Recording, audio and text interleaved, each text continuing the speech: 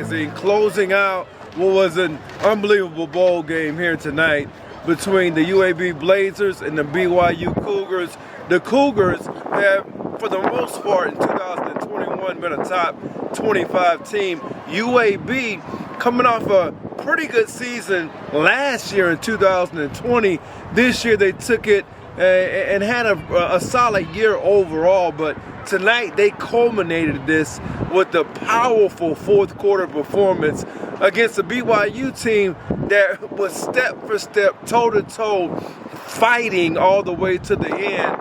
And what many people thought might have been a disappointing bowl game for them, expecting to potentially be a New Year's Six at one point earlier in the season, or at least in another bowl game, not this early on December the 18th. But when you look at how it all played out, it started off pretty fast. UAB was creative early.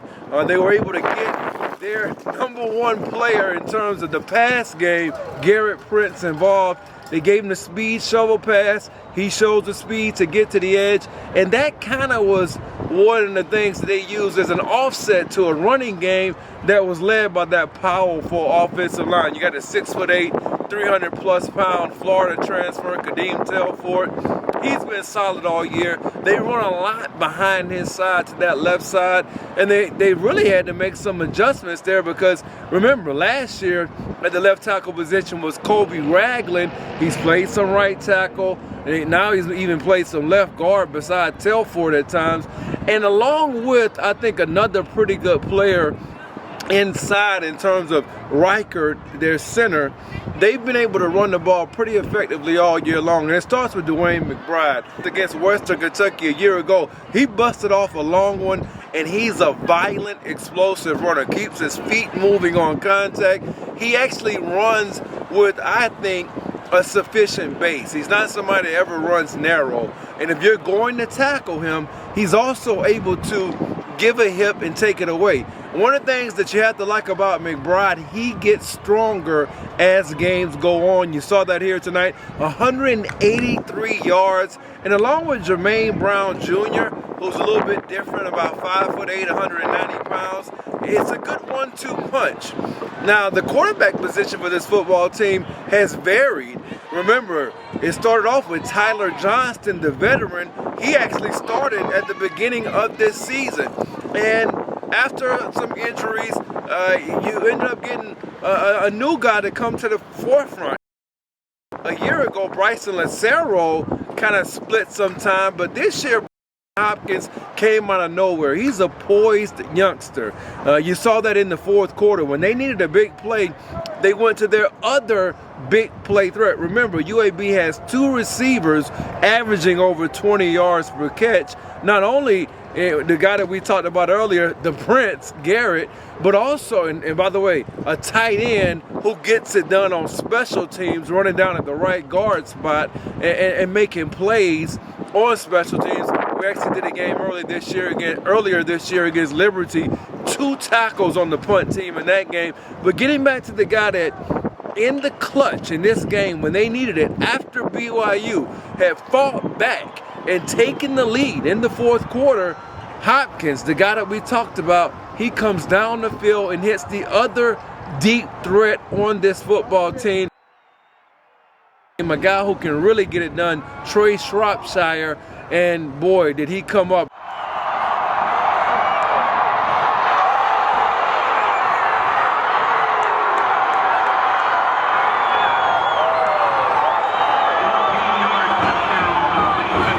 And Shropshire had some problems. He dropped the pass that ended up being an interception. He did catch a slant.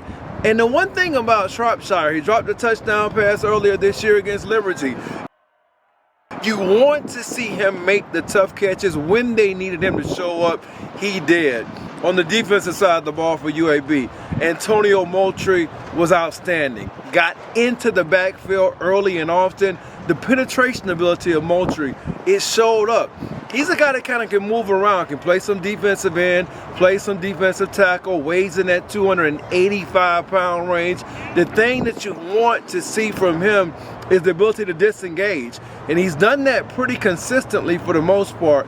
Tonight, I thought he did a good job of getting up the field. And once he got up the field, he was able to make a number of different plays. Now, some of the other players that kind of stood out for BYU, you have to start with Tyler Algiere, their outstanding running back. Came into the game with 20 touchdowns on the ground, had a 65-yard touchdown or something like that in the early portion of the third quarter that kind of got this game, going the other way for BYU.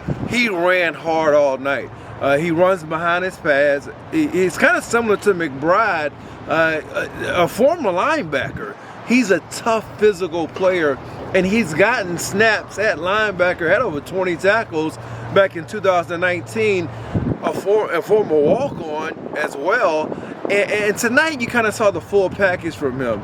He's one of those players that it's not necessarily about always looking to bounce and get a big run. He's very patient. He has no problem taking 4 or 5, and then his strength in terms of yards after contact, it shows up consistently. Now, you want to see Jaren Hall, a player that earlier in this season, as a quarterback, the first African-American quarterback in BYU history, started last year, 2 years ago against USF, a former baseball player, 20 touchdowns, 5 interceptions this season. He's had an outstanding year, but the injury bug kind of caught up. So it was the Romneys, Baylor, throwing to his brother, and a good prospect in Gunnar Romney, a star wideout at the high school level who's developed nicely here. He's had some problems with injuries. You can see the versatility, though, from him. He can get behind defenses. He runs good routes. He has good ankle flexibility. And the thing that you want to see from him is, can he get stronger? That's going to be the big question mark for him. Kind of like what we're talking about with Shropshire. The difference, he's a better route runner.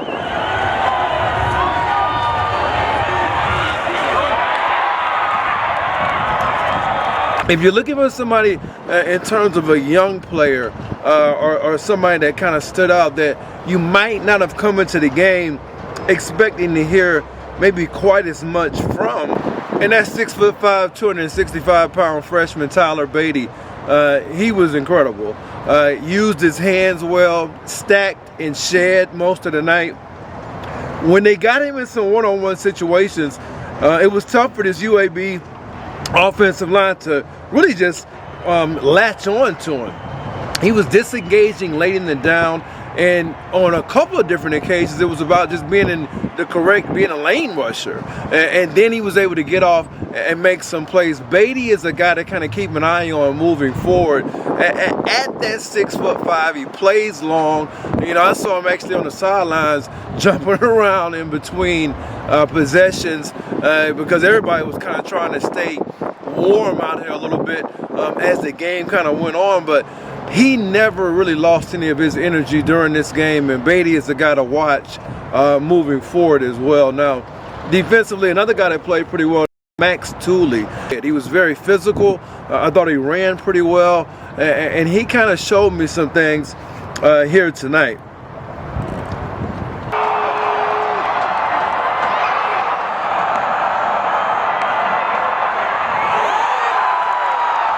Finally, some of the other players that you want to keep an eye on for UAB, Alex Wright leads the UAB Blazers in tackles for loss.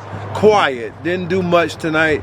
Really just kind of wasn't much of a factor. A little bit of a disappointment.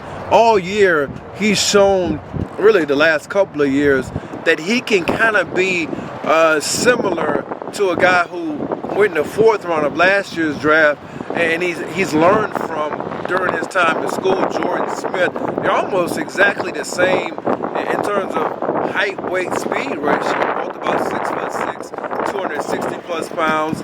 Wright can bend. He can stand up. He rushes out of a 2-point stance.